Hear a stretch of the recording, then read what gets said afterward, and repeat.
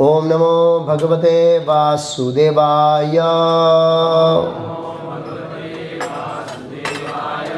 ओम नमो भगवते वासुदेवाय। ओम नमो भगवते वासुदेवाय। श्रीमद् भागवतम स्कंद 1 अध्याय 19 सुखदेव गोस्वामी का प्रकट होना। श्लोक संख्या 25। तत्र अभवत भगवान व्यासपुत्रो यद्रक्षया गाम अट्टमान अनपेक्षः अलक्ष्य लिंग निजलाभ तुष्टः वृतः च बालेः अवधूतः वेशः। तत्र अभवद भगवान् व्यासपुत्रो यद्रक्षया गामटमानो अनपेक्षः अलक्ष्यलिंगो निजलाभ संतुष्टो वृतस्य बालेरवधूतवेशः। तत्र अभवद भगवान् व्यासपुत्रो यद्रक्षया गामटमानो अनपेक्षः अलक्ष्यलिंगो निजलाभतुष्टो वृतस्य बालेरवधूतवेशः। तत्र अभवद भगवान् व्यासपुत्रो यद्रक्षया गामटमानो अनपेक्षः अलक्ष्यलिंगो निजलाभतुष्टो वृतस्य बालेरवधूतवेशः।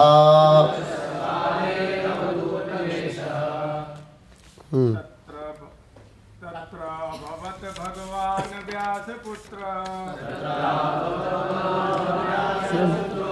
यद्रक्षया गामटमान अनपेक्षः यद्रक्षया गामटमानो अनपेक्षः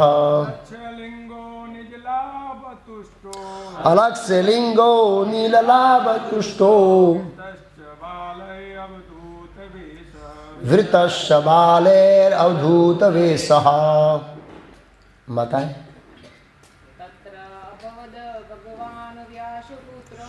तत्र अभवद भगवान् व्यासपुत्रो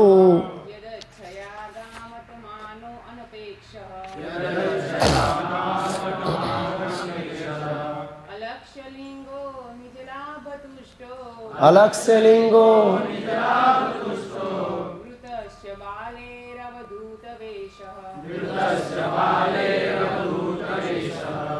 शब्दार्थ अनुवाद और तात्पर्य शिला अभय चरणारविंद भक्तिवेदांत स्वामी प्रभुपाद इस्कॉन संस्थापक आचार्य द्वारा।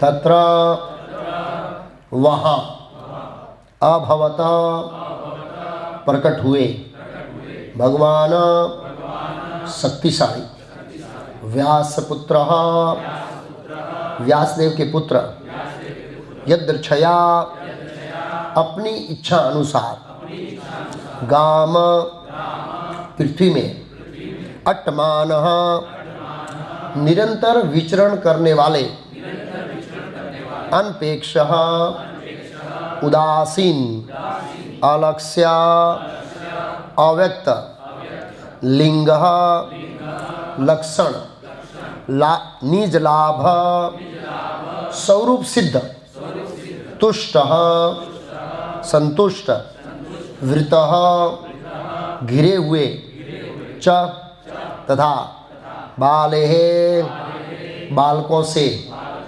अवधूत अन्यों द्वारा उपेक्षित वेशः, वेशभूषा में। अनुवाद। उसी समय व्यासदेव के शक्ति संपन्न पुत्र वहां प्रकट हुए, जो संपूर्ण पृथ्वी पर उदासीन तथा आत्मतुष्ट होकर विचरण करते रहते थे। उनमें किसी सामाजिक व्यवस्था या जीवन स्तर अर्थात वर्णाश्रम धर्म का कोई लक्षण प्रकट नहीं होता था। वे स्त्रियों तथा बच्चों से घिरे हुए थे और इस प्रकार का वेश धारण किए हुए थे मानो सभी लोगों ने उन्हें उपेक्षित अथवा अवधूत समझ रखा हो। तात्पर्य, भगवान शब्द कभी कभी सुखदेव गोस्वामी जैसे परमेश्वर के महान भक्तों के लिए प्रयुक्त होता है। ऐसे मुक्त जीव इस भौतिक जगत के कार्य व्यापार से उदासीन रहते हैं, क्योंकि वे भक्ति में सेवा की महान उपलब्धियों में से ही आत्म संतुष्ट रहते हैं। जैसे पहले बताया जा चुका है, सुखदेव गोस्वामी ने न तो कोई औपचारिक गुरु का स्वीकार किया, न ही कोई औपचारिक संस्कार संपन्न किए। उनके पिता व्यासदेव उनके नैसर्गिक गुरु थे, क्योंकि सुखदेव गोस्वामी ने श्रीमद् भागवतम इन्हीं से सुना। इसके बाद वे पूर्ण रूप से आत्मतुष्ट बन गए। इस प्रकार वे किसी औपचारिक विधि पर निर्भर न थे। औपचारिक विद्या तो उनके लिए आवश्यक है जो पूर्ण मोक्ष अवस्था को प्राप्त करना चाहते हैं, लेकिन सुखदेव गोस्वामी ने तो अपने पिता की कृपा से पहले से उस अवस्था में ही थे। तरुण बालक होने के नाते उनमें समुचित वेश में रहने की आशा की जाती थी, लेकिन वे नग्न रहते थे और किसी सामाजिक परिपारी में रुचि न दिखाते। सामान्य जन उनकी उपेक्षा करते थे, किंतु वे जिज्ञासु बालकों तथा स्त्रियों से ऐसे घिरे हुए रहते थे जैसे कोई पागल हो। इस प्रकार वे यहाँ तब प्रकट हुए जब वे स्वेच्छा से पृथ्वी पर विचरण कर रहे थे। महाराज परीक्षित की जिज्ञासा से ऐसा प्रतीत होता है कि महर्षिगण एक मत नहीं हो पा रहे थे कि क्या किया जाए। आध्यात्मिक मोक्ष के लिए विभिन्न व्यक्ति भिन्न भिन्न प्रकार की युक्तियां बताते हैं, किंतु जीवन का चरम लक्ष्य भक्ति ही परम सिद्ध अवस्था प्राप्त करना है। जिस प्रकार भिन्न भिन्न डॉक्टर भिन्न भिन्न नुस्खे लिखते उन्हें उसी प्रकार मुनियों ने भी मत में भिन्नता होती है। जब ये सारी बातें चल रही थी तभी व्यासदेव के शक्ति संपन्न तेजस्वी पुत्र वहां पर प्रकट हुए। ओम अज्ञानतिमिरान्धस्य ज्ञानाञ्जन शलाकया चक्षुरुन्मीलितं येन तस्मै श्री गुरुवे नमः। नमो ओम विष्णुपादाय कृष्ण कृष्णाय भूतले श्रीमते भक्ति वेदांत स्वामी इति नामिने। नमस्ते सारस्वती देवे गौरवाणी प्रचारणे निर्विशेष शून्यवादी पाश्चात्य देशताणिरे। श्री कृष्ण चैतन्य प्रभु नित्यानंद श्री अद्वैत गदाधर श्रीवास आदि गौर भक्तवृंद। हरे कृष्ण कृष्ण कृष्ण हरे हरे।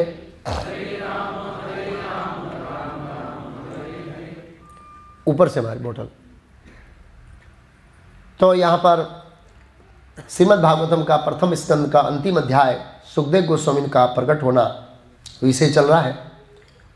पिछले श्लोकों में हमने चर्चा किया किस तरह परीक्षित महाराज को श्राप मिला और परीक्षित महाराज ने इस श्राप को किस तरह लिया और सब कुछ राजपाट अपने पुत्र जन्मेजय महाराज को सौंपकर गंगा किनारे आ गए। उनके समाचार पूरे विश्व में फैल गए। बड़े बड़े मेधावी महर्षि, ब्रह्म ऋषि, राजर्षि, ये सब परीक्षित महाराज का सम्मान करने के लिए वहाँ पर प्रकट हुए। परीक्षित महाराज और उन दोनों के बीच में आदान प्रदान हुआ, एक दूसरे का गुणगान किया और परीक्षित महाराज ने प्रस्ताव रखा कि मैं जीवन के अंत क्षणों तक भगवान कृष्ण के बारे में श्रवण कीर्तन करना चाहता हूँ। ये ऋषियों के सामने प्रस्ताव रखा और वो प्रस्ताव में मतभेद था। प्रभुपाद जी तात्पर्य में इस श्लोक के तात्पर्य में लिखते हैं, क्या मतभेद था? महाराज परीक्षित की जिज्ञासा से ऐसा प्रतीत होता है कि महर्षिगण एक मत नहीं हो पा रहे थे। एक मत नहीं होता, वो चर्चा चल रही थी। अलग अलग लोग अलग अलग सुझाव दे रहे थे। कोई बोला योग करना चाहिए, कोई बोला ध्यान करना चाहिए, कोई बोला सांख्य के ऊपर विश्लेषण करते हुए अपने आप को जड़ पदार्थ से अलग करते हुए आत्मा और परमात्मा का ज्ञान प्राप्त करना चाहिए। इस तरह से कई नहीं मतलब 6 मत है विशेष। 6 मत जो है वैदिक मतों के अंतर्गत ये 6 मत आते हैं। लेकिन ये पूर्ण मत नहीं है, अपने आप में अधूरे मत है। ये चर्चा चल रही थी, उसी समय बहुत बड़ा आवाज़ हुआ, कोलाहल। एक व्यक्ति थे, वो एक मीठी दौड़ जा रहे थे। मीठी दौड़ मतलब बहुत शर्म करके नहीं दौड़ रहे थे, अपनी मस्ती में दौड़ रहे थे। और उनके पीछे कुछ बालक और कुछ स्त्रियां, अज्ञ लिखा है, अज्ञ में बालक भी अज्ञानी थे और स्त्रियां भी अज्ञानी थी, अज्ञ लिखा है। तो ऐसा एक दृश्य, एक वातावरण बना। तो महत्वपूर्ण विषय आरंभ हो रहा है, सुखदेव गोस्वामी प्रकट होंगे और हम ये देख के आश्चर्यचकित होंगे, सुखदेव गोस्वामी प्रकट कैसे होते हैं। अद्भुत उनका प्रकट होना भी है। ये महत्वपूर्ण विषय इसलिए है कि ये भागवतम के सर्वश्रेष्ठ वक्ता है। इनकी कृपा के बिना भागवत को समझना बहुत मुश्किल है, और समझने के बाद इसको जीवन में उतारना भी मुश्किल है। सुखदेव गोस्वामी तो कृपा सबसे पहले चाहिए, बहुत महत्वपूर्ण व्यक्ति है। आगे समझेंगे, प्रभुपाद जी ने एक तात्पर्य में लिखा है कि उनकी महत्ता को कम नहीं आंकना चाहिए। तो अब 6 श्लोक लेंगे, 25 से 30 तक। विषय है सुखदेव गोस्वामी का आगमन। तो ये सामान्य आगमन नहीं है, क्योंकि सुखदेव गोस्वामी का भागवत में प्रवेश हो रहा है, प्रवेश। इस श्लोक में यदृच्छया, दूसरी लाइन का जो शब्द है पहला, यदृच्छया शब्द बहुत महत्वपूर्ण है। यदृच्छया मीन्स अपनी इच्छा अनुसार। प्रभुपाद जी ने कहा, किसी ने बुलाया नहीं उनको, किसी ने आमंत्रण नहीं दिया। ज़्यादातर हम कहाँ जाते, जहाँ आमंत्रण होता वहीं जाते हैं। किसी ने नहीं बुलाया, किसी ने समाचार नहीं दिया, और किसी के संपर्क में ही नहीं थे। ये पूरे जगत से उदासीन शब्द आगे आएगा, डिस्कनेक्ट थे पूरे विश्व से। तो अपनी इच्छा के अनुसार किसी ने बुलाया नहीं, और उनका शेड्यूल नहीं था कि पहले भरूच जाऊंगा, भरूच के बाद अंकलेश्वर, अंकलेश्वर के बाद विद्यानगर। हमेशा शेड्यूल बनाते प्रोग्राम का, इस तरह का कोई शेड्यूल नहीं था। अपनी इच्छा अनुसार प्रकट हुए। ऐसे कैसे? तो ईश्वर सर्वभूतानां हृदय से अर्जुन तिष्ठति। परमात्मा ने प्रेरित किया सुखदेव गोस्वामी को, परमात्मा ने प्रेरित किया कि परीक्षित महाराज आपका इंतजार कर रहे हैं। जो भगवान के शुद्ध भक्त होते हैं वो हमेशा याद रखना देवी प्रकृति के कंट्रोल में रहते हैं। हम बहिरंग शक्ति के कंट्रोल में हैं। जो भगवान की बहिरंग शक्ति दुर्गा देवी, उनके नियंत्रण में, हमारा नियंत्रण वो करती है। लेकिन भगवान के जो शुद्ध भक्त और मुक्त आत्मा है, उनका नियंत्रण अंतरंग शक्ति करती है। महात्मा तो मां पार्थ देवी प्रकृति में आश्रिता, वो देवी प्रकृति के आश्रय में रहते हैं। इसलिए भगवान के साथ उनका बहुत सीधा संबंध रहता है, और भगवान प्रेरणा देते तो तुरंत समझ जाते हैं। अभी हमको भगवान प्रेरणा देंगे, हमारे लिए समझना बहुत मुश्किल है, बाद में समझते हैं। बहुत सालों के बाद या बहुत दिनों के बाद लाइट होती है, अच्छा परमात्मा मुझसे ये काम चाहते थे, अभी मुझे पता लगा। वो काम होने के बाद या उस काम में रुकावट आती है और हम परेशान हो जाते हैं कि रुकावट क्यों आई है। लेकिन फिर वो रुकावट आता है, उससे कुछ फ़ायदा होता है, तब लगता है अरे ये तो भगवान चाहते थे। हम बाद में पता लगता है अच्छा ये भगवान की इच्छा थी, ऐसा लग रहा है। अगर ऐसा हो गया होता तो ये नुकसान होता, लेकिन ऐसा नहीं हुआ इसलिए ये फ़ायदा हो गया, ऐसा देखा जाता है। तो वो साक्षात्कार बाद में होता है, क्योंकि हम लोग बहिरंग शक्ति के अंडर में है, ये ध्यान रखना चाहिए। हम यहाँ पर एक चीज़ समझ सकते हैं, बहुत महत्वपूर्ण, भगवान कृष्ण कितने दयालु हैं। ऐसे उनकी दया का हम वर्णन नहीं कर सकते हैं, कैसे दयालु है वो। इस तरह से दयालु है, जब हमने आध्यात्मिक जगत को छोड़ा था, मतलब ये पूरा जो सुखदेव गोस्वामी का प्रकट होना और महाराज परीक्षित की जिज्ञासा, ये दोनों से भगवान कृष्ण की कृपा प्रदर्शित होती है, अहेतु की कृपा। जब हमने स्पिरिचुअल वर्ल्ड, आध्यात्मिक जगत को छोड़ा था, तो भगवान ने बड़ा दुख, खेद व्यक्त किया हमारे लिए। उनको बहुत खेद हुआ कि आप मुझे छोड़ रहे हैं और इस भौतिक जगत में कष्ट भुगतने जा रहे हैं। भगवान बोला कुछ भी हो, तुम मुझे छोड़ रहे, मैं तुम्हें अकेला नहीं छोड़ूंगा। तो उन्होंने विस्तार किया अपना, जिसको हम परमात्मा कहते हैं। स्पिरिचुअल वर्ल्ड में परमात्मा नहीं है, याद रखना। परमात्मा का एक्सपांसन भौतिक जगतों में है, ये पॉइंट हमें स्पष्टीकरण होना चाहिए। जो अनंत कोटि भौतिक जगत ब्रह्मांड है उनके अंदर परमात्मा का विस्तार है। स्पिरिचुअल वर्ल्ड में जीव के हृदय में परमात्मा नहीं रहते हैं, ये ध्यान रखना चाहिए, क्योंकि वह सब जीव स्वरूप सिद्ध होते हैं तो भगवान की इच्छाओं को जान सकते हैं। अभी हम भौतिक जगत में भगवान की इच्छाओं को नहीं जान सकते हैं, और वहाँ पर प्रत्यक्ष भगवान के शुद्ध भक्त हमको मार्गदर्शन करते हैं तो वहाँ परमात्मा का विस्तार नहीं है। तो परमात्मा हमारे साथ आते हैं, किस लिए?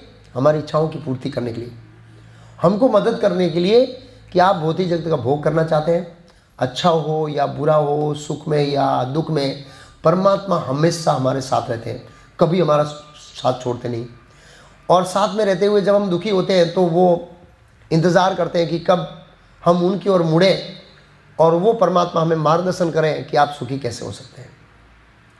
तो जब हम भौतिक जगत से फ्रस्ट्रेट हो जाते हैं, इंद्रिय भोग करके निराश हो जाते हैं और बड़ी दुखमयी अवस्था को पहुंचते हैं और जिज्ञासा करते हैं कि मैं परम सुख को कैसे प्राप्त कर सकता हूं, तो परमात्मा वहाँ पर हमको भौतिक जगत में गुरु के पास भेजते हैं। तो सुखदेव गोस्वामी ने यहाँ पर महाराज परीक्षित ने जिज्ञासा किया, वो परम सत्य को जानने के इच्छुक थे। भगवान ने चुटकी में, ऐसे था कि वो बस पीछे ही बैठे थे, ऐसे ऐसा लग रहा था यहाँ पर पीछे ही बैठे थे और हम चर्चा कर रहे हैं, तुरंत आ गए। हालांकि वो आए बहुत दूर से। चौथे स्कंद में प्रश्न किया है नैमिषारण्य के ऋषियों ने कि सुखदेव गोस्वामी तो हिमालय में रहते थे, वहाँ हिमालय प्रांत के वासी थे, कुरु जंगल प्रदेश, मतलब भारत के 9 खंडों के उस पार रहते थे। हम भारत में 9वें खंड में बैठे और सुखदेव गोस्वामी का जो रेसिडेंस था वो 8 खंड के उस साइड में था, हिमालय पर्वत के ऊपर उस साइड में बद्री का आश्रम में है। जो ये हिमालय नहीं, वो भारत खंड से उस वाला जो कुरु जंगल प्रदेश की बाउंड्री है वहाँ पर बहुत दूर है। मेरे ख्याल कितना होगा, 1000 का एक खंड 1000 है, 9000 योजन ये हो गया, और हिमालय पर्वत 8-10 हज़ार योजन होगा। 20,000 योजन दूर रहते थे। कितने योजन? 20,000 योजन से तुरंत प्रकट हो गए ऐसे। तो कहने का मतलब ये है, परमात्मा जब हम परम सत्य भगवान को प्राप्त करने के इच्छुक रहते हैं, भगवान को बहुत उत्साह आता है, बहुत उत्साह है भगवान को वापस बुलाने में। तुरंत सुखदेव गोस्वामी को भेज दिया, तुरंत विदिन दी सेकंड में। परमात्मा कितनी मदद करते हैं हमको, हमें पता नहीं है। तो खाली गुरु के माध्यम से नहीं, परमात्मा के माध्यम से, गुरु के माध्यम से और शास्त्र के माध्यम से, श्रीमद् भागवतम के माध्यम से। माया मुग्धे नहीं स्वत कृष्ण ज्ञान, जीवेरे कृपा कहले वेद पुराण। जीव को स्वतः कृष्ण का ज्ञान नहीं है, लेकिन भगवान ने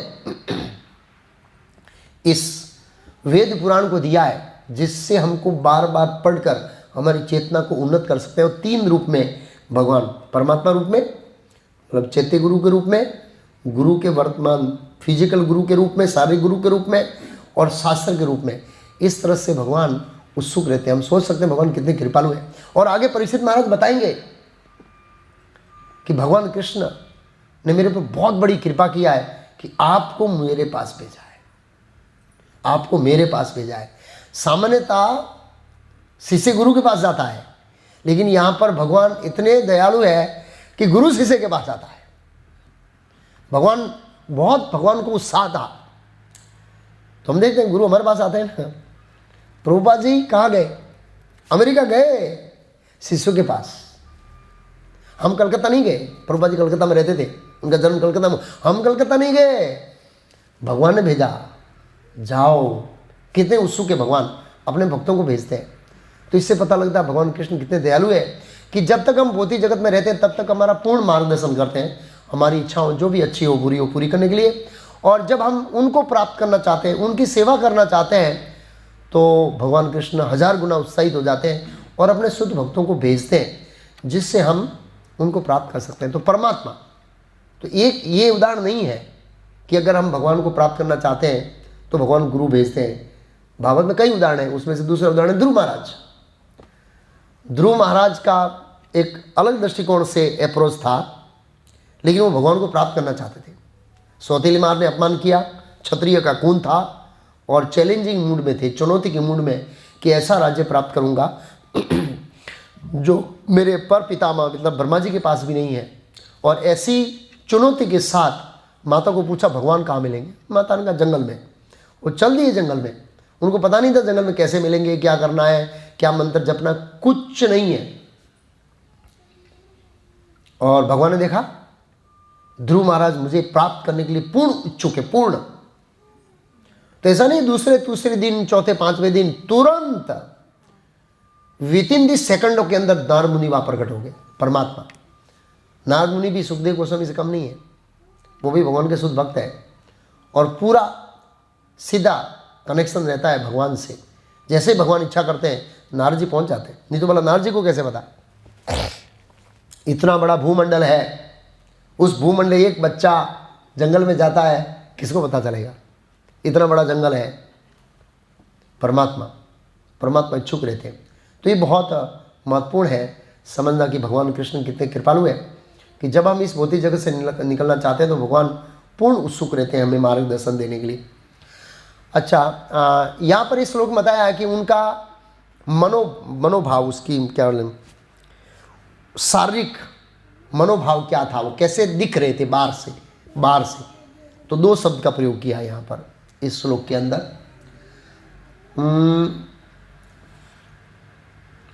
अनपेक्ष एक शब्द है, अनपेक्ष में उदासीन। मतलब जो बैठे थे उन लोगों ने देखा कि भौतिक जगत के प्रति उनकी कोई व्यक्ति में और कोई वस्तु में रुचि नहीं है। कई बार हमारा होता है व्यक्ति में रुचि कम होती है, वस्तु में रुचि ज़्यादा होती है। आजकल ऐसा हो गया, व्यक्ति में रुचि कम हो गई है और वस्तु में रुचि ज़्यादा हो गई। बताइए वो क्या है? मोबाइल। घर में बैठे हैं, एक रूम में एक लेके बैठी है, एक रूम में एक लेके बैठा है। अबे आपस में बात नहीं कर रहे भाई, मनुष्य से बात करिए, कुछ करिए, लेकिन अपनी अपनी रुचि। वैसे ट्रेन में देखा रहता, सब जगह अपनी अपनी दुनिया में रहते हैं वस्तु में। तो ये ना तो वस्तु में रुचि रखते थे और ना ही व्यक्ति में रुचि है। उदासीन शब्द का प्रयोग किया है। और ना ही तो कोई इंद्रिय भोग से उनका लेना देना है, ना इंद्रिय भोग का विचार है, कुछ इस जगत के प्रति उनका कोई आसक्ति नहीं है, इतना छांट मात्र भी। इसलिए लिखा अनपेक्ष। ये भागवत कथाकार की योग्यता है। हम समझ सकते हैं, आएगी आगे और योग्यता। दूसरा शब्द लिखा है नीज लाभ तुष्टो। प्रभुपाद जी ने जो नीज लाभ तुष्टो है उस शब्द का प्रयोग किया। नीज लाभ मीन्स स्वरूप सिद्ध तुष्ट, अपनी आत्मा में संतुष्ट थे वो। बाह्य जो चीज है उससे वो संतुष्टि प्राप्त करना नहीं चाहते, ऑलरेडी वो संतुष्ट थे। इसको आत्माराम शब्द कहते हैं। और प्रथम स्कंद के इसी स्कंद में आत्माराम शब्द का प्रयोग है उनके लिए। वो आत्माराम थे। आत्माराम का दूसरा अर्थ है आत्मा से ही आनंद प्राप्त होता है, बाह्य चीज़ों से वो आनंद प्राप्त नहीं करते थे। ऐसे व्यक्ति थे।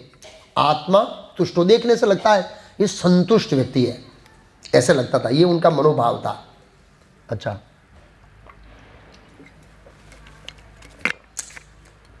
अब इतना बड़ा व्यक्ति आ रहा है। अब आगे देखेंगे कितने बड़े व्यक्ति हैं।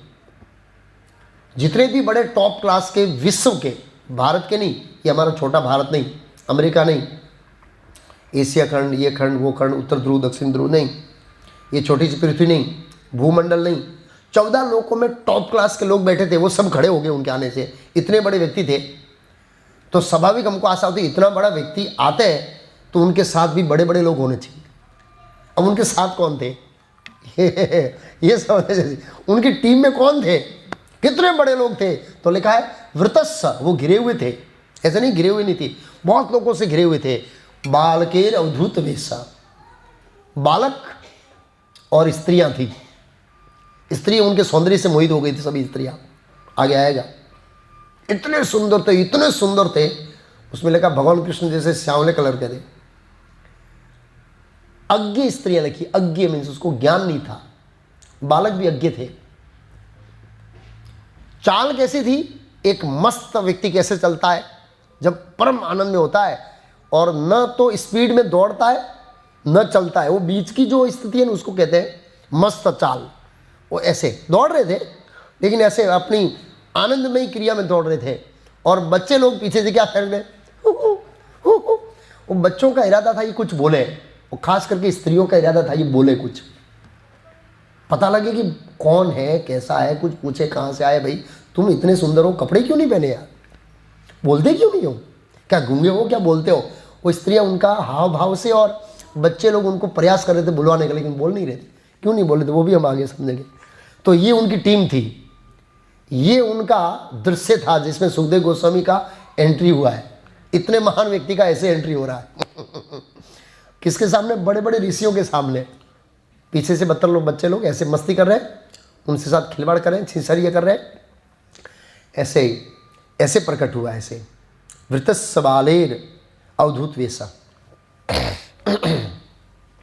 वो बच्चे लोग पहचान नहीं पाए कि इतने बड़े महात्मा हैं, ना तो स्त्रियां पहचान पाई। ये उनका प्रवेश था, इस तरह से उनका प्रवेश होता है एक्चुअली, ऐसे इस तरह से प्रवेश हुआ। यहाँ पर एक शिक्षा ले सकते हैं हम लोग कि हालांकि जो वहाँ सामने बैठे लोग थे वो सब बहुत उच्च कोटि के लोग थे, इसलिए पहचान पाए। मान लो सुखदेव गोस्वामी का एंट्री इस तरह से हमारा हो तो, अरे भाई नहीं वो गंदा कहाँ से आ गया कपड़े नहीं पहने से, नहीं पहचान पाएंगे। तो इसलिए एक श्लोक है चैतन्य चरितामृत, वैष्णवेर क्रिया मुद्रा न विज्ञेय। वैष्णव की क्रिया मुद्रा बाह्य से नहीं जान सकते आप। बाह्य से कैसे जान सकते हैं? उनकी वाणी से एक लेवल तक जान सकते हैं, लेकिन सुखदेव गोस्वामी को नहीं जान पाए। सुखदेव गोस्वामी कैसे नहीं जान पाए? अवधूत वेश, वो आगे समझेंगे, नहीं जान पाए। लेकिन वहां जो लोग थे उसमें से महान लोग ही जान पाए, जो बड़े बड़े महान लोग, जनलोक, तपलोक के वास्ते थे। भूमंडल के जो लोग थे वो नहीं जान पाए ये सुखदेव गोस्वामी इतनी बड़ी महान हस्ती है, आत्मा है। जब वो बड़े खड़े हुए और उन्होंने प्रणाम किया, जब भाई यहाँ होता है स्वाभाविक है, भाई मैं प्रणाम करूंगा, कोई व्यक्ति आएगा तो आपको लगेगा ना ये तो महाप्रभु का सीनियर है, बराबर है, तो आपको भी प्रणाम करना पड़ेगा स्वाभाविक रूप से, बराबर है। तो जब बड़े बड़े महात्मा प्रणाम करने लगे 8-10 खड़े होके, तो बाकी जो बहुत बड़े वहां पर ऋषि मुनि थे, ऐसा नहीं था 1-2, हजारों लोग थे, ये सब खड़े हो गए। बोले ये लगता है ये इन सब का बॉस है। कहने का मतलब है ये इसका सुपीरियर है, इनसे इनकी स्थिति ऊपर है, इसलिए वो सब खड़े हुए ऐसे इस तरह से।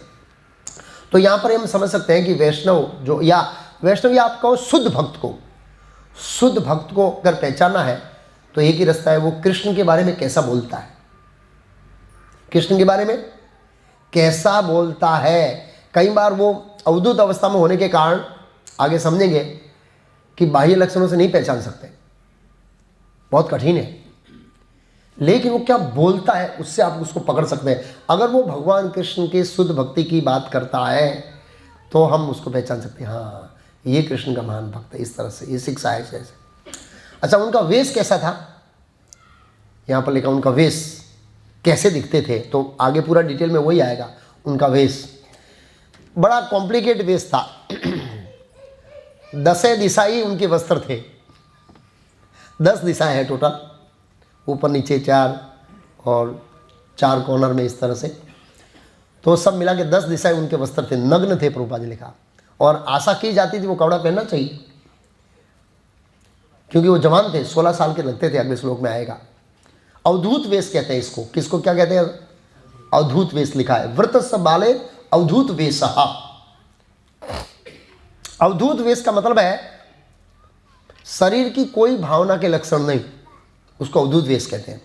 और ये वर्णाश्रम धर्म से ऊपर है, इसलिए प्रभुपाद जी ने ट्रांसलेशन में लिखा है इसमें, सॉरी, उसी समय व्यासदेव के शक्ति संपन्न पुत्र प्रकट हुए जो संपूर्ण पृथ्वी पर उदासीन तथा आत्मतुष्ट होकर विचरण करते थे। उनमें किसी सामाजिक व्यवस्था अर्थात जीवन स्तर अर्थात वर्णाश्रम का लक्षण नहीं था।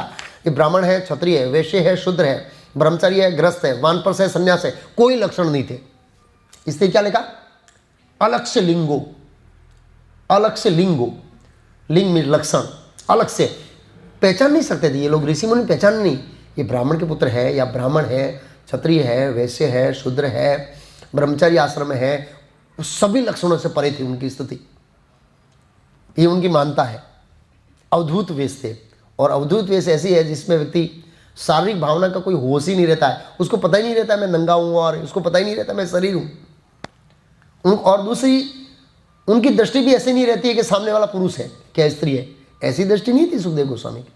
पहले बताया हमने कि जब घर से भागे तो स्त्रियां जो स्वर्ग जैसी सुंदर स्त्रियां थी, स्वर्गीय स्त्रियां थी, वो स्नान कर रही थी, नग्न अवस्था में थी, उनको कोई फर्क नहीं पड़ा, और स्त्रियों ने कपड़ा नहीं ओढ़ा। उसको पता है, स्त्रियों को पता लगा कि ये इसको तो बॉडी को शारीरिक भाव से परे है, न तो खुद अपने आप को शरीर को देखते थे, न दूसरों को शरीर को देखते थे। तो ये अवधूत अवस्था है। इतनी ऊंची अवस्था में सुखदेव गोस्वामी थे, पागल जैसे लग रहे थे, मूंगे, बोल नहीं रहे थे, और सब लोग बुलवाने का प्रयास कर रहे हैं। बोले तो हम पकड़ लें इसको, है, बोले तो पकड़ ले हम लोग, क्योंकि बोले तो काम का, नहीं तो काम का नहीं। इतना सुंदर है, बोलेगा तो हमारे काम का है, अब बोलेगा नहीं तो हमारे काम का नहीं, पकड़ के करेंगे क्या, भारी पड़ेगा उसको खिलाना पिलाना। तो क्यों नहीं बोलते थे? तो याद रखना चाहिए, महान लोग होते हैं वो महान लोगों से ही बात करते हैं। याद रखना चाहिए, महान मतलब पोष में नहीं, अथा तो ब्रह्म जिज्ञासा, जो सही में परम सत्य के बारे में सुनना चाहते हैं, ऐसे लोगों के सामने ही बोलेंगे, और के सामने नहीं बोलेंगे। वो अपनी वाणी को क्यों खराब करें, अपनी जो वाणी है उसको क्यों वेस्ट करें। जो व्यक्ति वास्तव में सुनने को इच्छुक है, सुन करके स्मरण करने को इच्छुक है, और स्मरण करके जीवन में उतारने के इच्छुक है, ऐसे व्यक्ति के सामने बोलने का फायदा है, जो रियल जिज्ञासु हो। इसलिए वो परीक्षित महाराज के सामने बोले, क्योंकि वो एकदम रियल जिज्ञासु व्यक्ति थे, इसलिए वो महान थे परीक्षित महाराज। परम सत्य के बारे में वो सुनना चाहते थे बिना हिचकिचाहट के। तो ऐसे महान लोग होते हैं, महान व्यक्ति के सामने बोलते हैं। इसका दूसरा उदाहरण है जड़ भरत। राजा रघुगण पाकिस्तान से गंगा सागर जा रहे थे, ऐसा लिखा है भागवत 5वें स्कंद में, और बीच में उनकी एक पालकी का, क्या बोले, पालकी वाला बीमार पड़ गया और कमज़ोर हो गया। तो वहाँ पर जड़ भरत बैठे थे, वो एकदम ऐसे ही सुखदेव गोस्वामी जैसे, पागल मूंगे, कुछ नहीं बोलते थे, ऐसे उठा के ले आए, कोई रिस्पॉन्स नहीं दिया। सुखदेव गोस्वामी को पत्थर मारते कोई रिस्पॉन्स नहीं दिया उन्होंने, कोई कह ही नहीं किया पत्थर मारो, कोई असर करो। हमारे वो यदुनंदन है यहाँ पर, अब ऐसे डांटते हैं, कोई असर ही नहीं है, देखता ही नहीं है किसी ने मेरे को आवाज़ किया है, महाप्रभु मुझे डांट रहे हैं ऐसे। कई बार मूड में आना तो अब सामने बोल देता है, लेकिन ज़्यादातर वो केयर ही नहीं करता है, ऐसे कोई रिएक्शन ही नहीं है। कई बार हम किसी व्यक्ति को ऐसे डांटते हैं तो रिएक्शन, अरे मेरे को बोला है प्रभु, ऐसे हम डर जाते हैं, उनको रिएक्शन नहीं। ऐसे ही जड़ भरत सुखदेव गोस्वामी का कोई रिएक्शन नहीं, पत्थर मारे अपनी में से, वो कुत्ते भौंक रहे हैं, लेकिन कुत्ता रिस्पॉन्स कर रहा है। बच्चे लोग कुत्ते को ही साथ में, पता है वो कुत्ता भी चाल में चलता था, तो उसको पत्थर मारते वो भौंकता था। अब सुखदेव गोस्वामी कोई रिस्पॉन्स नहीं कर रहे थे। ऐसे ही उसको पकड़ के लिया है जड़ भरत को, पाल के उठाओ, बोला उठाओ, उठा, लेकिन वो कॉशस थे, वो चेतन थे कि चींटियाँ मर रही है, मेरे नीचे आ रही है, तो पैर ऐसे ऐसे ऐसे ऐसे ऐसे करके, और तो पाल की ऊंची नीचे होती थी, ऊंची नहीं थी। और फिर राजा रघुगढ़ ने थोड़ा डांटना शुरू किया, है मोटा सीधा चल। तो मोटे थे, मस्त थे, कुछ खाते नहीं थे, फिर भी मोटे थे ऐसे। और ऐसे भगवान की भक्ति में परम आनंद में थे, शरीर भी हट्टा कट्टा था उनका। और जो पालकी वाले सोचे बहुत अच्छा आदमी मिल गया है काम आएगा, उसको पता नहीं है बहुत बड़े महात्मा है। तो जड़ भरत को ऐसे गाली देना शुरू किया, गाली में कोई असर ही नहीं हो रही, कोई असर ही नहीं हो रही। तो हैरान हो गए वो राजा उगड़, यार मैं तुमको इतना बोला हूँ, कोई असर नहीं हो रही, बोला असर कहाँ से होगी, आप बोल रहे शरीर को, मैं हूँ आत्मा। अरे ये क्या बात कर रहे हैं, तो वो समझ गए ये तो महात्मा है। राजा रोगण भी ज्ञान लेने जा रहे थे कपिल आश्रम, भगवान कपिल का आश्रम गंगा सागर में, वह ज्ञान लेने जा रहे थे। तो जो ज्ञान लेने जाता है, बेसिक नॉलेज तो होता है शरीर आत्मा का, मतलब बेसिक कोर्स घर से किया होता है, और ही कोर्स एडवांस कोर्स वहाँ से शुरू होता है। पहले बेसिक कोर्स घर में होता था, बेसिक कोर्स मतलब जीव, ईश्वर, प्रकृति, काल और कर्म का सिद्धांत, ये बेसिक घर में मिलता था। हायर स्टडी के लिए हम गुरुकुल जाते थे ऐसे तो फिर वो नीचे उतरे और फिर पता लगा, अरे अब तो महात्मा है। जिस तरह अग्नि राख से ढकी हुई रहती है, अब बाहर से आपको कोई पहचान नहीं सकता है। और उन्होंने बड़ी नम्रता से उनको अप्रोच किया, तब उन्होंने बोलना शुरू किया और बोलना शुरू किया। जबरदस्त उपदेश दिया है जड़ भरत ने, पढ़ने जैसा है, खतरनाक उपदेश, खतरनाक उनका संवाद होता है। और राजा रघुगण वापस घर नहीं गए, चिट्ठी गई, चिट्ठी, बेटे को राजा बना देना। क्या बना देना, बस इतनी चिट्ठी गई, बेटे को राजा बना देना, मैं वापस नहीं आऊँगा, मैं तो राजा रघुगण जड़ भरत के साथ चला। इतना उन्नत व्यक्ति बन गए, कहने का भाव ये था। तो क्या है, महान लोग होते हैं वो जिज्ञासु, जो सिंसियर है, उनके सामने ही बोलते हैं, अपनी वाणी को खराब नहीं करते हैं। कहने का मतलब ये है। इस श्लोक में पहली लाइन में लिखा तत्र अभवद भगवान व्यासपुत्रो, यहां पर भगवान कहा है। क्या कहा यहां पर? भगवान शब्द का प्रयोग किया है। तो ये भगवान कहाँ है? ये तो जीव तत्व है। कौन है ये? जीव तत्व। भगवान कहां पर है? तो प्रभुपाद जी तात्पर्य में लिखते हैं भगवान क्यों लिखा है यहां पर। तो कहते हैं भगवान शब्द कभी कभी सुखदेव गोस्वामी जैसे परमेश्वर के महान भक्तों के लिए प्रयुक्त होता है। ऐसे मुक्त जीव इस भौतिक जगत के कार्य से उद्देश्य है, क्योंकि ये भगवान की भक्ति में सेवा की उपलब्धियों के कारण महान होते हैं। तो भगवान शब्द इसलिए होता है कि भगवान ने उनको विशेष शक्ति दी है। क्या शक्ति दी है? ना तो उनके पास पुस्तक है, ना उनके पास नोट है, ना ऐसे करता है, ऐसे लग रहा है कि 18,000 श्लोक अंतर्गत टाइप किए हुए पड़े हैं और उसमें लिखा है, आगे आएगा उनकी मुद्रा। उनकी मुद्रा ऐसी थी, किसी भी प्रकार का प्रश्न उत्तर देने में वो सक्षम थे, किसी भी विषय पर बोलने के लिए वो सक्षम थे। ऐसी बॉडी लैंग्वेज उनकी ऐसी थी, उसके भाव ऐसे थे शरीर के, मतलब वो ज्ञान में बहुत अनुभवी थे। कहने का मतलब है बहुत अनुभवी थे ज्ञान के अंदर। जितने भी महान लोग बैठे हैं उनसे वो ज्ञान में उनकी चढ़ियाती स्थिति थी, और ज्ञान भक्ति से आता है, थोथा ज्ञान नहीं था उनका। तेसाम सतत युक्तानाम भजताम प्रीतिपूर्वकम ददामी बुद्धि योगम, मैं बुद्धि देता हूँ। जब हम प्रेम से भगवान का भजन करते हैं तब जो भगवान बुद्धि देते हैं और वो ज्ञान देते हैं, वो सर्वोच्च ज्ञान होता है। अभी तो हमारा रटन वाला ज्ञान है, याद किया हुआ ज्ञान है, नोट वाला ज्ञान है, ये वाला ज्ञान है, वो वाला ज्ञान है, लेकिन ऐसा नहीं है। तो तत्र वहाँ पर अबध भगवान व्यास पुत्रो, ये व्यासदेव के पुत्र थे और भगवान थे, मतलब भगवान जैसे शक्ति संबंध थे। प्रभुपाद जी लिखते हैं आगे, तो भगवान ऐसे महान और शुद्ध भक्तों को शक्ति प्रदान करते हैं। तो सुखदेव गोस्वामी को भगवान ने ऐसी शक्ति दे रखी थी। और याद रखिए उनका तेज ऐसा था, किनका? सुखदेव गोस्वामी का, कि दूसरे सब लोगों का तेज क्या हो गया? फीका हो गया। क्या हो गया? फीका हो गया। इसका 2 उदाहरण है भागवतम में। ऐसा एक जगह आया, तेज फीका पड़ गया। मतलब जैसे हम यहाँ बैठे हैं, प्रभुपाद जी से सन्यासी या प्रभुपाद आ जाए तो हमारा सबका तेज फीका पड़ जाएगा।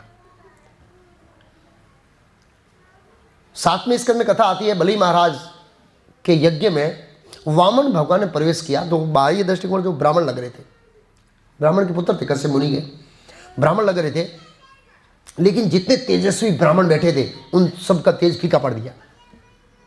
फीका हो गया तेज, सब खड़े हो गए, उनको आदर देने के लिए विवश हो गए। तो यहां पर उनके तेज था, जो आध्यात्मिक तेज, वो तेज के कारण सब लोगों का फीका पड़ गया। इसलिए बाई फोर्स करके सब खड़े हुए और उनको क्या करने लगे? आदर करने लगे। तो आध्यात्मिक तेज दिखाए प्रभुपाद जी। आध्यात्मिक तेज, आध्यात्मिक क्रियाओं का अनुशीलन करने से तेज आता है। भौतिक तेज होता है कुछ कॉस्मेटिक लगा के, वो तेज थोड़ा टाइम टिकता है, पसीना वसीना आ गया पर चला जाता है वो तेज। आध्यात्मिक तेज पसीने से नहीं जाता है, ऐसे हमेशा रहता है। और प्रभुपाद जी तात्पर्य लिखे हैं कि जब सुखदेव गोस्वामी आए तो सब असहमत थे, लेकिन सुखदेव गोस्वामी को देखने से पता लग गया, जब सब खड़े हुए ना तो ऐसे ही सब ने नजर लगाई, अरे यार सब इसको आदर दे रहे हैं, इसका मतलब इनका स्थान सबसे ऊंचा है। और सबको मन में कन्विंस हो गए कि ये व्यक्ति परीक्षित महाराज के प्रश्न का सही उत्तर दे सकता है, और सब एक मत हो गए और डायरेक्टली इनडायरेक्टली परीक्षित महाराज को प्रोत्साहित करने लगे, इनको पूछिए, इनको पूछिए। मान लो हम सब लोग बहस कर रहे हैं और गुरु महाराज भक्ति विकास महाराज आ जाए तो, एक एग्जांपल, या भक्ति विकास महाराज के स्तर के जो प्रभुपाद जी के सन्यासी शिष्य हैं और वो फिलोसॉफिकल कोई आर्गुमेंट कर रहे हैं, तर्क, और प्रभुपाद जी आ जाए तो प्रभुपाद जी जवाब देंगे और वो सर्व मान्य होगा। तो आचार्य कहते हैं कि जितने भी वहां पर मुनि बैठे थे उन्होंने एक मत में हाँ कह दी कि परीक्षित महाराज के वास्तविक प्रश्न का उत्तर यही व्यक्ति दे सकता है। अभी तक उनको मिले नहीं थे, देखने मात्र से। क्या करने मात्र से? देखने मात्र। उनको देखा ना खाली, तब उनको पता लगा हाँ ये व्यक्ति है, ये व्यक्ति परीक्षित महाराज के उत्तरों का सही सही देगा और सब कन्विंस थे, हाँ हम माने रखेंगे उनके उत्तर को। तो जब तेजस्वी व्यक्ति आता है तो स्वाभाविक रूप से दूसरों का क्या कहते हैं प्रभाव फीका पड़ जाता है। उसका एक दो और उदाहरण है, मोहिनी अवतार में एक उदाहरण है। कैसा उदाहरण है? मोहिनी अवतार। जब मोहिनी अवतार हुआ और जब मोहिनी अवतार हुआ तब असुर आपस में लड़ रहे थे, किसके लिए? अमृत के लिए। एक असुर थे, वो असुरों में सज्जन थे। देखो भाई, देवताओं ने मेहनत किया, उनको देना चाहिए। एक देवल असुरों को नहीं देंगे, अरे देवताओं को नहीं देंगे, और अलग अलग मत थे और सब ऐसे ही। लेकिन जैसे ही भगवान मोहिनी अवतार आए और सबकी एक टक आंख उनकी ओर गई और लीडरों ने, जो उनके लीडर थे, देखा ये सब लोग इनसे प्रभावित है। इसका मतलब है ये हमारी समस्याओं का समाधान कर सकेगा, क्योंकि ये जो बात बोलेगा ये सब स्वीकार करेंगे, क्योंकि ये सब उनसे आकर्षित है या प्रभावित है, दो बोल सकते हैं। तो यहां पर बैठे ऋषिमुनि ने देखा कि सब लोग सुखदेव गोस्वामी से प्रभावित है, इसलिए उनकी बात को सर्वमान्य रखा जाएगा। एक मत में उनका क्या हो गया? स्वीकार हो गया। हाँ, ये व्यक्ति मतलब वो कन्विंस हो गए, इसलिए उन्होंने स्वीकार कर लिया। तो ये बहुत महत्वपूर्ण तेज, आध्यात्मिक तेज उनका ऐसा था, इसलिए उन्होंने स्वीकार कर लिया एक मत से ऐसे। श्लोक संख्या नेक्स्ट 5 श्लोक लेंगे आज। तो यहां पर सुखदेव गोस्वामी के 2 लक्षण बताए, बाह्य लक्षण, अनपेक्षा और निज लाभ तुष्टो, अपने आत्माराम में, अपनी भक्ति में आनंद है। नेक्स्ट श्लोक, तमह द्विअष्ट, द्विअष्ट मीन्स द्वि मीन्स 2, अष्ट मीन्स 8, वर्णम सुकुमार। अब उनके शरीर का वर्णन कर रहे हैं, हमको पता लगेगा कि उनके बाह्य रूप रंग कैसे थे। कर, उरु, बाहु, अंग, कपोल, गात्रम, बस सब अंग का बताया ऐसे कैसे उनके शरीर विशेष था। चारु, आयनम, अक्ष, उन्नत तुल्य, कर्ण, शुभ्रु, आननम, कंबु, सुजात कंठम। व्यासदेव के इस पुत्र की आयु लिखा है द्विअष्ट वर्ष। द्विअष्ट मीन्स 16, द्विअष्ट संस्कृत में ऐसे बोले, द्विअष्ट 2 गुना 8 16 हुआ, 16 साल की उम्र। यहां पर लिखा है अनुवाद में 16 साल की थी, लेकिन 16 साल की नहीं थी, 70 साल की थी बोलिए। तो कौन झूठ बोल रहे हैं? मैं झूठ बोल रहा हूं या तो सुध गोस्वामी झूठ बोल रहे हैं? तो सुध गोस्वामी का झूठ बोलने का तो कोई प्रश्न ही होता है। तो मैं झूठ बोल रहा हूं तो मैं झूठ को ही बोल रहा हूं। कैसे उनकी आयु 16 साल की नहीं थी और कैसे उनकी 16 साल की आयु से थी, वो समझना चाहिए। ये पड़ेगा तो प्रश्न होगा कैसे। जब पितामह भीष्म प्रवचन दे रहे थे तो वहां लिखा सुखदेव गोस्वामी सुन रहे थे। सुखदेव गोस्वामी ऐसा व्यक्ति नहीं है कि मैं बहुत महान हूं तो मैं सुनूंगा ही नहीं। उल्टा भगवान का भक्त होता है ना, वो कहीं भी मौका ढूंढता है क्या करने के लिए? सुनने के लिए। जब उनको पता लगा कि पितामह भीष्म कृष्ण का गुणगान गाने वाले हैं, वो कहां से भी भाग के आगे बैठ गए। यहां पर इतना बड़ा सम्मान हुआ, वहां पर छुपकर पीछे बैठे थे, ऐसे छुपकर। कोई आसन, मान सम्मान की कोई आशा नहीं। ये महान भक्त का लक्षण है। क्यों? कृष्ण के बारे में सुनने को मिल रहा है। तव कथा अमृतम तप्त जीवन। तो भगवान के भक्त भी जितने बड़े वो भी सुनना चाहते हैं।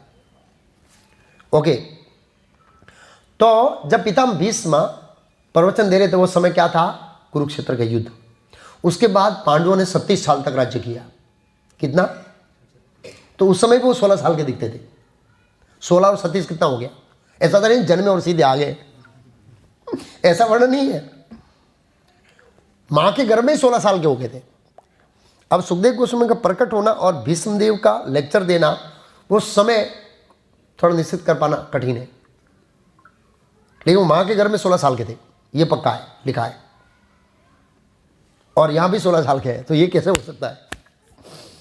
तो हर चीज़ में क्या, हमारा चश्मा नहीं लगाना चाहिए, भौतिक चश्मा।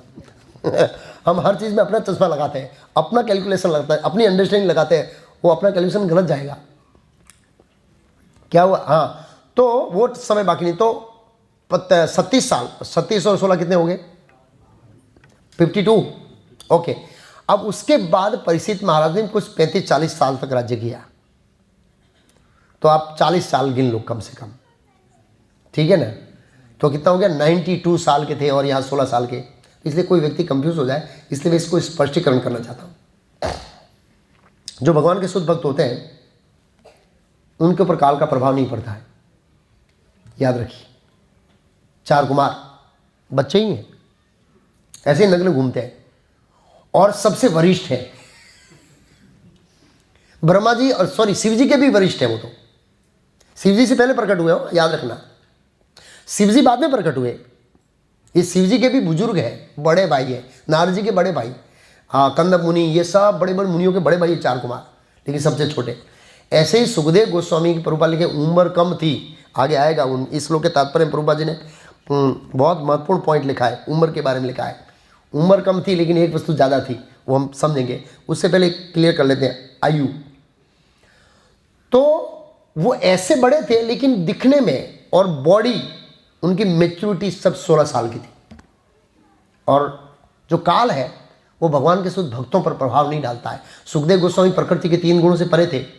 सुखदेव गोस्वामी भौतिक काल से परे थे, सभी परिस्थितियों में परे थे, और काल का प्रभाव उन पर नहीं पड़ता। कंद मुनि एक श्लोक में कहते हैं, कंद मुनि जब पाटन बिंदु सरोवर आया पाटन में, वहाँ पर तपस्या कर रहे थे, तो भगवान विष्णु प्रकट हुए, तो स्तुति कर रहे। स्तुति के अंदर कहते हैं न तेज न नहीं तेज जराक्ष भ्रमी आयुरेशाम त्रयोदशाम तिसप्तपृष्ठी पर्व शशनेन अनंत छंदी यस्त्रिणाभि कराल स्रोतो जगदा छिंद भावतः। हे प्रभु, आपका चक्र सुदर्शन चक्र जो काल का प्रतिनिधित्व करता है, भगवान का सुदर्शन चक्र है, ये काल का प्रतिनिधित्व करता है। उसमें 3 नाभि है, 3 सीजन, अविनाशी ब्रह्म की धुरी के चारों ओर घूमता रहता है। इसमें 13 तिलियाँ है, तिलिया 13, भगवान का सुदर्शन 13 तिलियाँ होती है। तिलिया मतलब ऐसे ऐसे ऐसे ऐसे जो राउंड होता है ना, ऐसे ऐसे ऐसे ऐसे 13 लाइन। सूर्यदेव के पहिए में 12, हम 13 भी रख सकते हैं। क्यों? एक अधिक मास, ये 13 तिलियाँ 13 मास के समान है, 12 महीना और एक अधिक मास। और सूर्यदेव के पहिए में मेरे ख्याल से 12 है और 13 एक ऐसे हो सकता है। ओके, फिर 360 जोड़ है, जोड़ 360 जोड़ मतलब 360 दिन है। ये 5 दिन होते हैं ना, वो थोड़ा कैलकुलेशन के कारण आगे पीछे होता है, उसका कॉस्मोलॉजी में समझेंगे। 6 रिम है, 6 रिम मतलब 6 सीजन, 6 सीजन आती है ऐसे। और उस पर अनगिनत पतियां हैं। वो पतियां किसके समान है? क्षणों के समान है, बहुत अनंत क्षण होते हैं, अनंत क्षण ऐसे। यद्यपि इसकी परिक्रमा पूरी सृष्टि के जीवन काल से छोटा कर देती है। ये काल चक्र की परिक्रमा पूरे जीवन का काल को क्या कर दिए? छोटा कर दिए। लेकिन ये प्रचंड वेग वाला काल चक्र है, ये आपके भक्तों के जीवन काल को छू नहीं सकता। पितामह भीष्म भी काल से परे थे। महाभारत में वर्णन है, मैं बताया, जब उनको पता लगा बाह्य दृष्टिकोण से कि लाक्षागृह में पांडव मारे गए, तो रूम बंद करके अंदर शौक व्यक्त कर रहे थे, और धृतराष्ट्र महाराज रोज जाते थे, दरवाजा खटखटाते थे। तो ऐसे कमेंट्री करते हैं कि स्वयं काल भी अंदर नहीं जा सकता, तो धृतराष्ट्र अंदर कैसे जाए? स्वयं काल भी अंदर नहीं जा सकता उसके रूम में, तो धृतराष्ट्र कैसे जाएगा? काल नहीं जा सकता, उनके पास छू नहीं सकता। तो ऐसे ही सुखदेव गोस्वामी से काल का कोई प्रभाव नहीं था। नव यौवनम 70 साल की उम्र में इतने जवान थे, आगे उनकी बॉडी का फीचर लिखा जाएगा, मतलब स्त्रियां आकर्षित हो गई उनको देखकर, हालांकि नग्न थे फिर भी सुंदर लग रहे थे। तो ये एक पॉइंट था, 16 साल। उसके बाद क्या कहा? उनके पांव, हाथ, जांघें, जंघाएं, कंधे, ललाट, शरीर के अन्य भाग अत्यंत सुकोमलता सुगठित थे। उनकी आंखें सुंदर, बड़ी बड़ी, नाक और कान सटे हुए थे। उनका मुखमंडल अत्यंत आकर्षक था। उनकी गर्दन सुगठित तथा शंख जैसी सुंदर थी। प्रभुपाद जी बोले, महान व्यक्ति के शरीर का जो वर्णन है वो पाँव से किया जाता है। कहाँ से किया जाता है? इसलिए भगवान का दर्शन भी पाँव से करते हैं। कहाँ से करते हैं? पाँव से। कुंती मालिनी अपनी प्रार्थना करती है, नमा पंकज नाभा या नमकंद मालिनी, वो नाभि से करते हैं, क्योंकि भगवान उनकी बुआ है। और कुंती मालिनी सोचा मैं वो चरण देखूंगी तो भगवान शर्मा जाएंगे, तो इसलिए वो शिष्टाचार के कारण उन्होंने चरण की ओर नहीं देखा। लेकिन महाप्रभुपाद लिखते हैं भगवान का दर्शन चरणों से करना चाहिए, वहाँ पर लिखा है। और धीरे धीरे धीरे धीरे एक्चुअली सिस्टम ये होना चाहिए कि पर्दा ऐसे खुलना चाहिए। इससे क्या होगा? पहले हम आचार्यों को देखेंगे, फिर पंचतत्व को, वामन भगवान को, ऐसे करते करते फिर कृष्ण के चरण, और फिर ठीक है पर्दा ऐसा खुलता है। तो अभी हमारी दृष्टि ऐसे होनी चाहिए, पहले आचार्यों को प्रार्थना करते हुए जाना है, आचार्यों को देखना है कि आप दृष्टि दीजिए, ताकि मैं आगे चलूँ। हायर आचार्य, हायर आचार्य, हायर आचार्य और चैतन्य महाप्रभु जो कृष्ण प्रेम देने वाले हैं, वामन देव भगवान, नरसिंह देव भगवान, और फिर कृष्ण के चरण कमल, और फिर ऐसे ऐसे जाना चाहिए, ऐसा बताया। ओके, फिर दूसरा पॉइंट, वे केवल 16 वर्ष थे। व्यक्ति का सम्मान उनकी उपलब्धियों से किया जाता है, न कि बड़ी आयु से। व्यक्ति का सम्मान कैसे किया जाता है? उपलब्धि, न कि आयु से। फिर प्रभुपाद आगे बताते हैं, न कि उसकी आयु से। व्यक्ति के अनुभव के आधार पर अधिक सयाना हो सकता है। व्यक्ति सयाना होता है उनकी ज्ञान पर, ज्ञान के आधार, अनुभव आधार पर, आयु से नहीं सयाना होता है। व्यक्ति आयु से बुद्धिमान नहीं होता है, ज्ञान और अनुभव से बुद्धिमान होता है। प्रभुपाद आगे कहते हैं, श्री सुखदेव गोस्वामी, जिन्हें यहाँ पर व्यासदेव के पुत्र के रूप में बताया है, अपने ज्ञान के आधार पर वहां उपस्थित समस्त मुनियों से अधिक अनुभवी थे।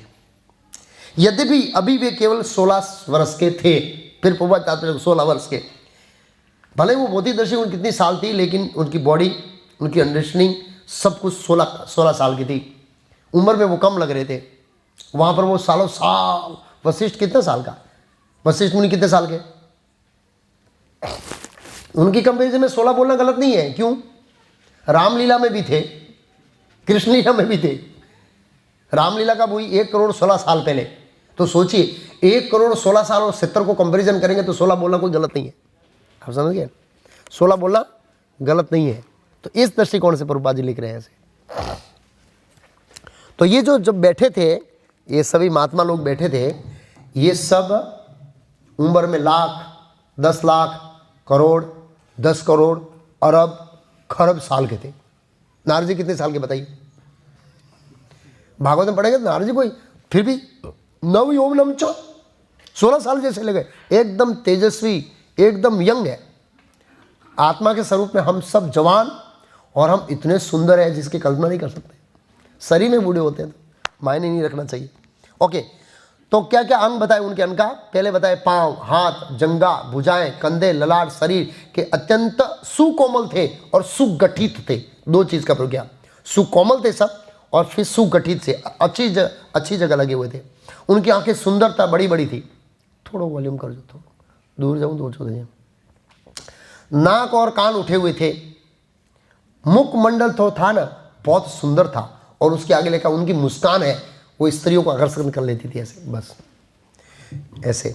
नेक्स्ट श्लोक, निगूढ़ जत्रुम पृथुतुंग वक्षम आवर्त नाभिम बलि वल्गु उदरम च दिव अंबरम वक्त्रम विकीर्ण केश प्रलंब बाहु सुअमर उत्तम आभास।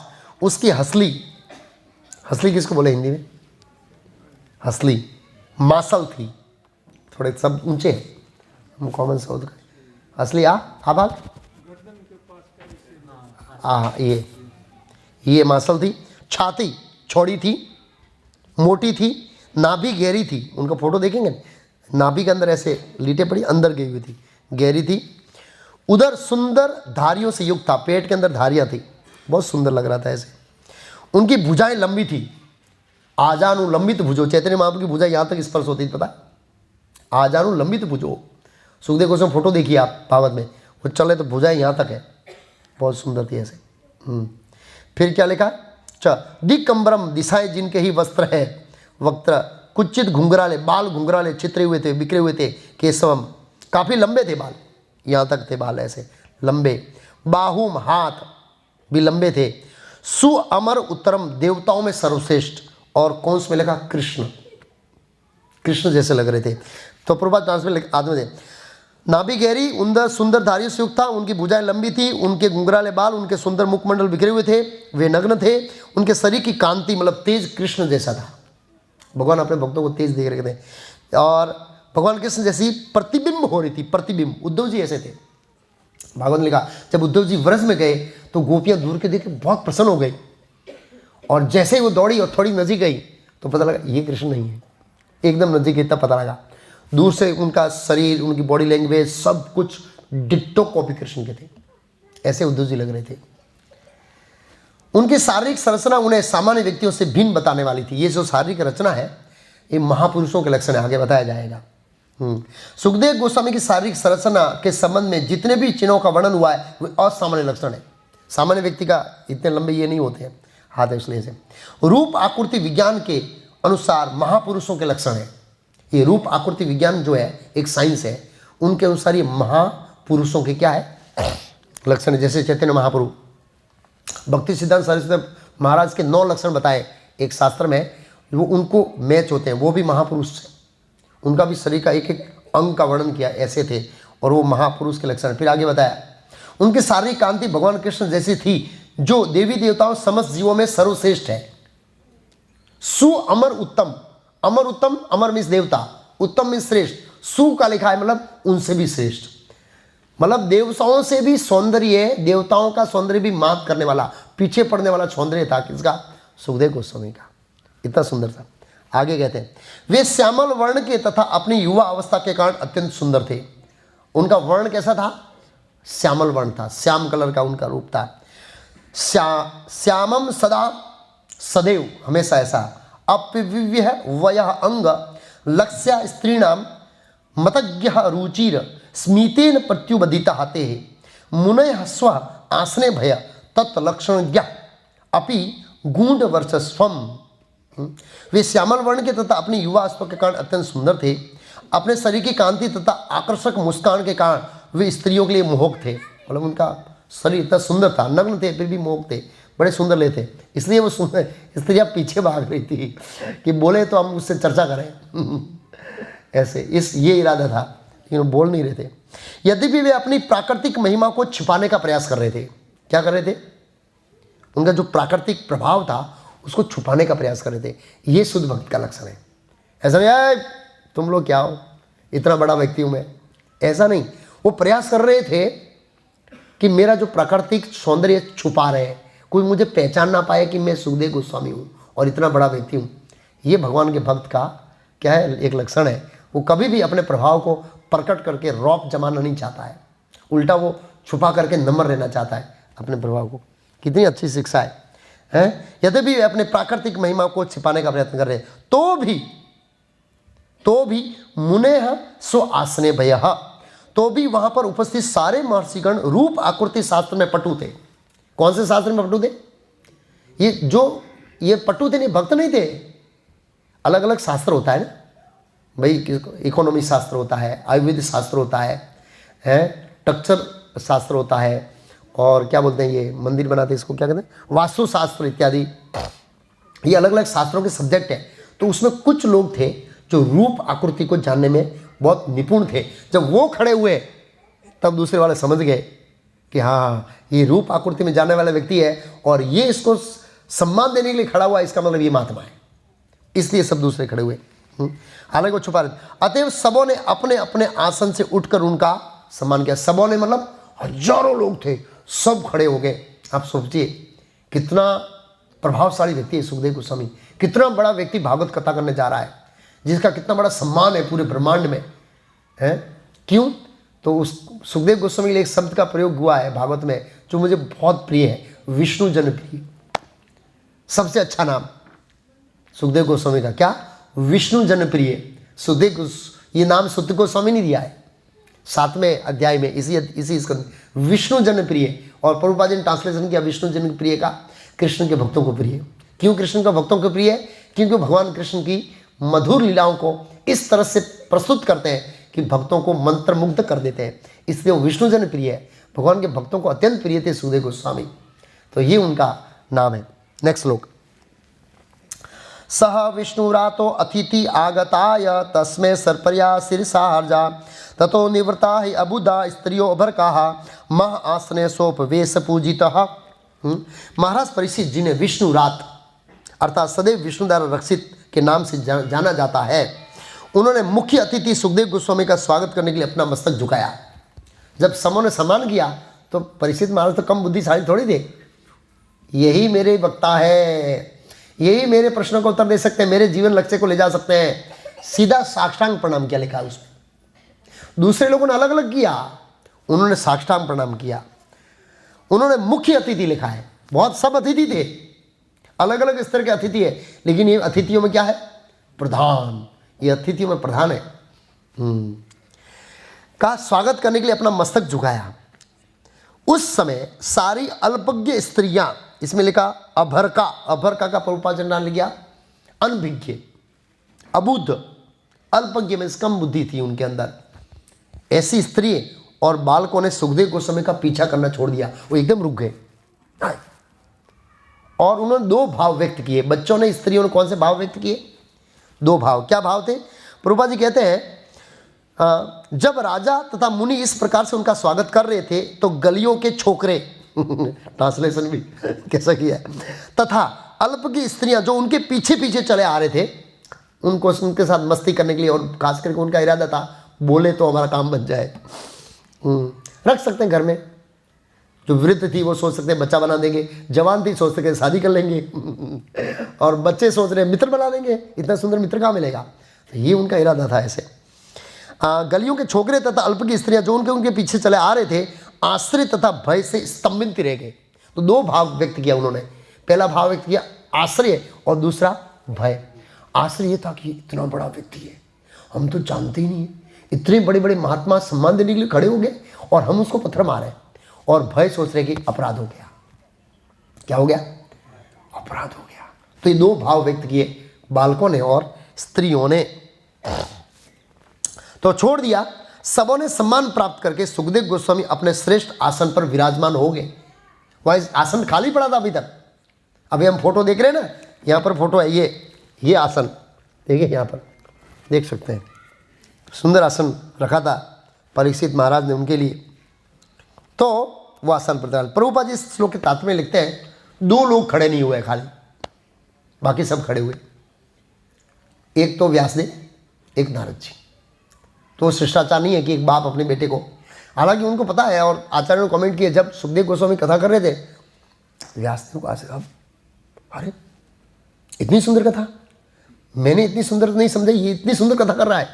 उनको आश्चर्य होता था, मेरे शिष्टाचार के अनुसार वो पिता थे, उनको खड़ा होने की जरूरत नहीं थी, और नारद जी उनके गुरु थे। प्रभुपाद जी के दो लोगों, तो सुखदेव गोस्वामी ने दोनों को नमन किया, बाकी सबों ने अलग अलग स्तर के थे, उन्होंने अलग अलग साथ व्यवहार किया। प्रभुपाद रिस्पॉन्स किया, क्या रिस्पॉन्स किया? उस सभा में सुखदेव गोस्वामी के आगमन पर श्री व्यासदेव तथा नारद, कुछ अन्य ऋषियों के अतिरिक्त सब लोग खड़े हो गए। महाराज परीक्षित ने इस महान भगवत भक्त के समक्ष साष्टांग दंडवत प्रणाम किया। सुखदेव गोस्वामी ने भी सभी से, विशेषकर अपने पिता नारद मुनि के समक्ष गले मिले। क्या मिले? गले मिले। किसी लोगों ने हाथ मिलाया ऐसे, और किसी ने को सिर हिलाया ऐसे, आई ऐसे, मतलब प्रणाम किया तो सामने रिस्पॉन्स देना पड़ता है। कोई हमको प्रणाम करता है तो सामने हरे कृष्ण तो बोलना पड़ता है कम से कम, ये तो होना चाहिए। ऐसा नहीं कोई प्रणाम ही कर रहा है और हम ऊपर ही देख रहे, कि देख रहे नहीं है, भाव में चले जाते हैं तो अच्छा नहीं है, सामने वाला अच्छा नहीं लगेगा। हाँ, भगवान भी रिस्पॉन्स करते हैं। हम 11वें अध्याय में समझे, जब भगवान कृष्ण ने द्वारका में प्रवेश किया तो लिखा है वसुदेव से लेकर कुत्ते का मांस खाने वाले लोगों तक भगवान ने कोरस्पॉन्ड किया। वो गेट पर थे कुत्ते, मतलब नीच से नीच व्यक्ति भी भगवान ने, उसमें लिखा नीच से नीच व्यक्ति के साथ भगवान ने आदान प्रदान उनकी स्थिति के अनुसार किया। जीव की स्थिति के अनुसार भगवान हमारे साथ व्यवहार करते, हमारी स्थिति के अनुसार यहां पर किया है, उनकी स्थिति के अनुसार। भगवान के भक्त भी, वसुदेव जी को चरण स्पर्श किया भगवान ने,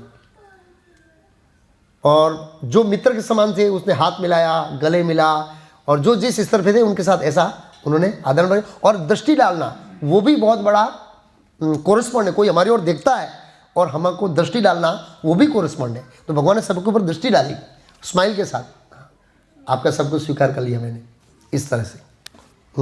आगे का है, विशेषकर अपने पिता नारद के संग गले में तो मिलाकर, सिर हिलाकर, झूमकर स्वागत का उत्तर दिया। तब उन्हें सभा का मुख्य आसन प्रदान किया गया। जब राजा तथा मुनि इस प्रकार से स्वागत कर रहे थे तो बच्चे चले गए। एक श्लोक बाकी बस खाली, नेक्स्ट।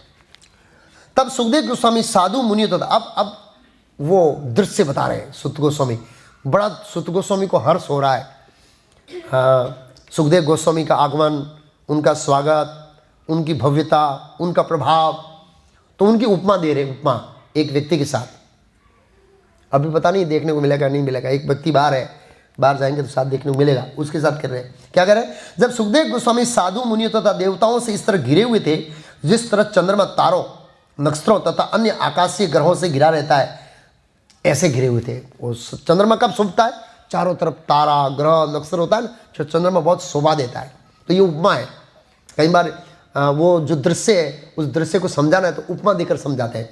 जैसे कुंती मारी नमा पंकज नाभाए, भगवान की नाभि कमल के समान थी। ऐसे हर चीज़ की कमल के साथ, क्योंकि कमल सुंदर होता है ऐसे। प्रभुपाद जी तात्पर्य बहुत मतलब लिखे। फिर आगे लिखते हैं, उनकी उपस्थिति अत्यंत भव्य थी। किनकी? सुखदेव गोस्वामी की जो उपस्थिति थी वो जबरदस्त भव्य थी, और वे सबों द्वारा सम्मानित हुए। सबों द्वारा सम्मानित हुए मतलब जितने भी लोग थे उन्होंने अपने सामर्थ्य साक्षात्कार के अनुसार उनका स्वागत किया। प्रभुपाद जी ने तात्पर्य बहुत महत्वपूर्ण लिखा है। सुखदेव गोस्वामी को बहुत सम्मान दिया प्रभुपाद जी ने भी।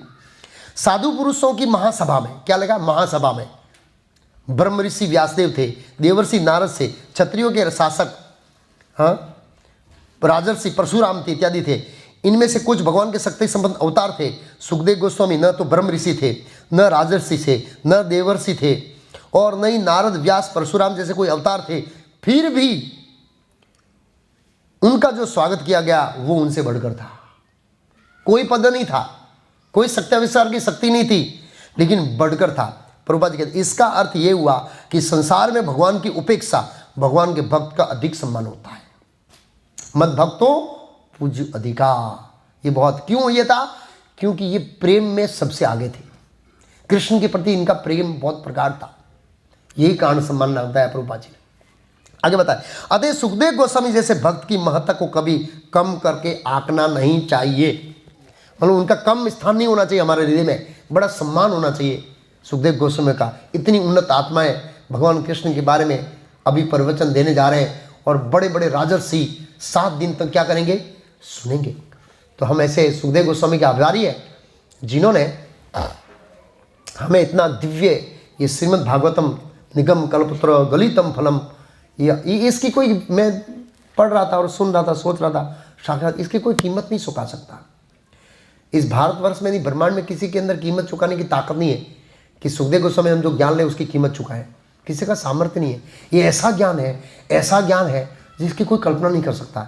ऐसा दिव्य ग्रंथ है, इसलिए हमें पढ़ना चाहिए। और जब इसको बार बार पढ़ेंगे तो हम इसको रस आस्वादन कर पाएंगे। हरे कृष्णा। तो एक अनाउंसमेंट मेरी ओर से है। वामन वो आए? नहीं? हाँ ठीक है। तो आज